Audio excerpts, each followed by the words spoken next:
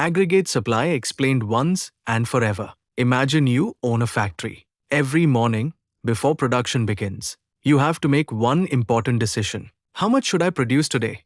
1,000 units? 5,000 units? Or 10,000 units? Your decision isn't random. It depends on several questions.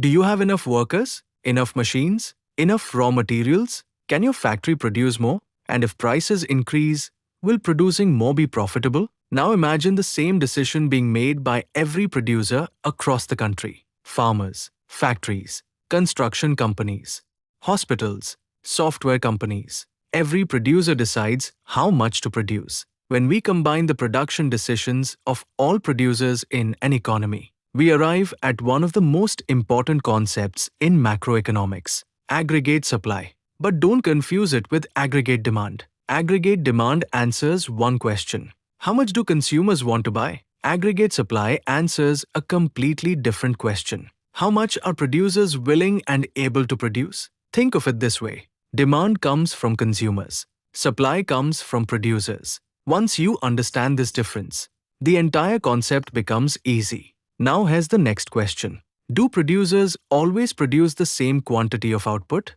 No. Production depends on many factors. Do firms have enough workers? Enough machines? Enough raw materials? Can they increase production without increasing costs too much? And most importantly, is producing more profitable? Suppose the overall price level in the economy rises. Many businesses can now earn higher revenue. As a result, they may hire additional workers, operate extra shifts, use idle machines, increase production.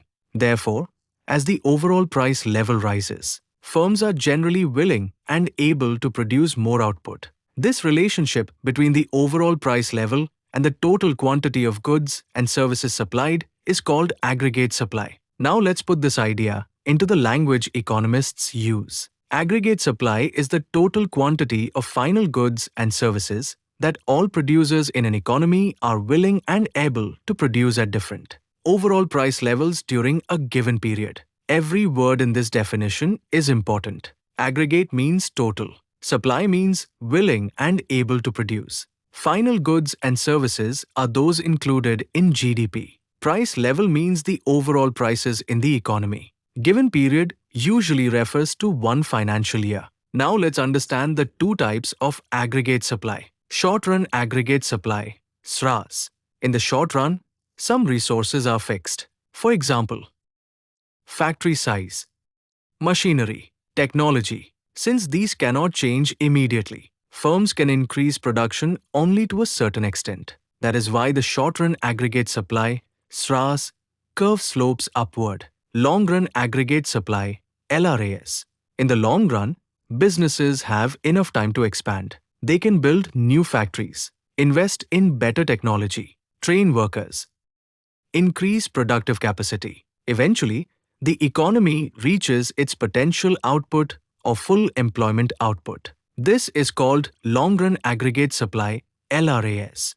In the long run, production depends mainly on the economy's productive capacity rather than the overall price level. Now let's clear the doubts that confuse most students. Is aggregate supply the same as the supply of one product? No. The supply of wheat, milk, or smartphones refers to an individual product. Aggregate supply refers to the combined production of all final goods and services in the entire economy. Why do economists say price level instead of price? Because macroeconomics studies the entire economy, not a single market. So we focus on the overall price level, not the price of one product. Why does aggregate supply include only final goods and services? Because including intermediate goods would result in double counting. GDP measures only final output. Finally, remember this simple sequence forever. Resources production, aggregate supply, national output, GDP, economic growth.